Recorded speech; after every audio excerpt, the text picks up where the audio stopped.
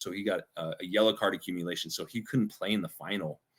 And I was cup tied. So they had to bring in another kind of random goalkeeper. This guy, Christian Nietzsche, I think his name is, a German guy. And he basically came in for one game to play the Champions League final against America, I think, in Montreal. And we ended up losing the game and stuff like that. But that would have been a heck of a game to play in. I wish I could have played in that, you know.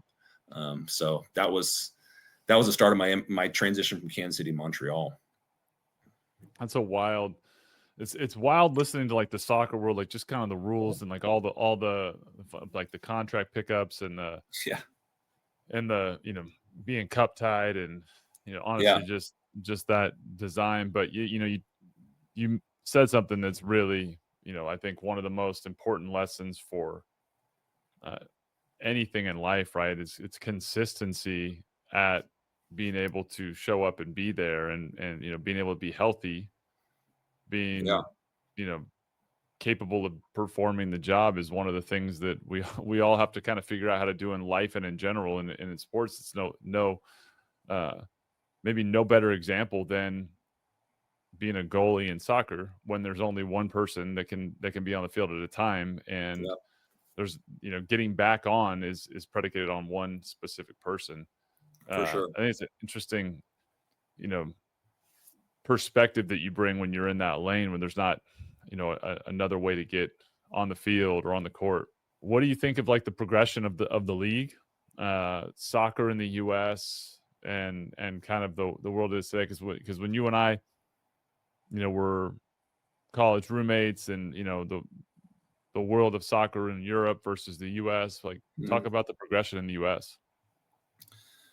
I think that it's continuing to progress. It's heading in the right direction for sure. It's always fun to be on social media and seeing people, kind of regular people, talking about MLS and obviously Messi's a big part of that, and just talking about soccer in general. I think it's really become ingrained in our culture, similar to basketball and football and baseball and stuff like that. Like there's a lot of it's a popular sport. And it used to be just kind of like a popular sport for kids to play, but I think that more and more people are understanding like the nuance of the game, the beauty of the game, that and the complexity of the game. And you know, as a player and as someone that knows the game, you watch crowds. And a good way to understand if it's an educated crowd is when they clap. You know, what are they clapping for? You know, are they clapping for are they clapping for the t-shirt cannon? They used to clap for the t-shirt cannon back when I was in Kansas City. That's what they'd all, the crowd would get loud and the t-shirt cannon came out, you know, and people run around with the t-shirt cannon. That was like the big thing.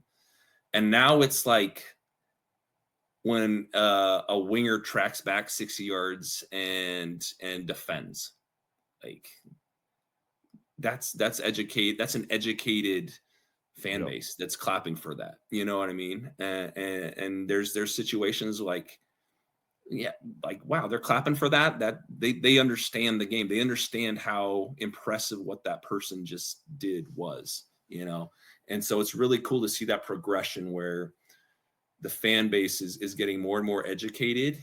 I still don't think it's there with, you know, European soccer or football and baseball, because it's still like maybe 2 generations in now. And these are like 3, 4, 5 generations deep with other sports, where I remember I saw this recent video of a kid with the Jets. He's a Jets fan, right? And the Jets had just lost, and he's sitting there like, I was born into this. I'm never going to leave, but I hate this team, you know?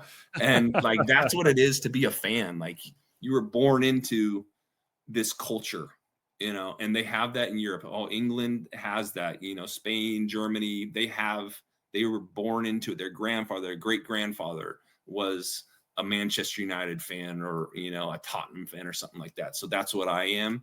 And it's like that. My dad was a Niners fan. I'm a Niners fan. You know what I mean? So that's what it is. And that's where we have to get to with soccer in the United States. And I think we're getting there, where like, once you get to like that second and third generation, where, you know, I'm a fan because that's what my culture is. that's when the game is really going to continue to take off. And I think it's getting there. You know, there's people out there that are European fans for sure. But when you start to hear people like, I'm a Nashville fan because my dad was a Nashville fan, my grandfather was a Nashville fan. Like, we're not there yet. Nashville's not old enough. You know what I mean? But that's where it will be. And I'm excited to see it's coming for sure. It's getting better, but it takes generations for it to really be ingrained in culture. Totally. Well, I mean, like, if it's an indication, right?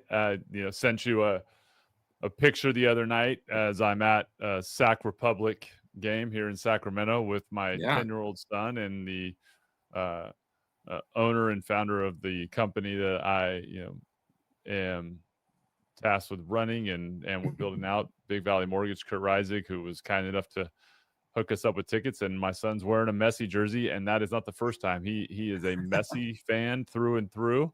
That's great. Typical fashion, you made sure to remind me that once again, soccer was beating the basketball route in our conversation with there you him. go, man. But yeah, he's a big Messi fan, and if I want to be a superhero dad, I get him a meeting with Messi one day or an autograph from Messi. Yeah, I'll be a superhero dad on that front. So I've got my mission.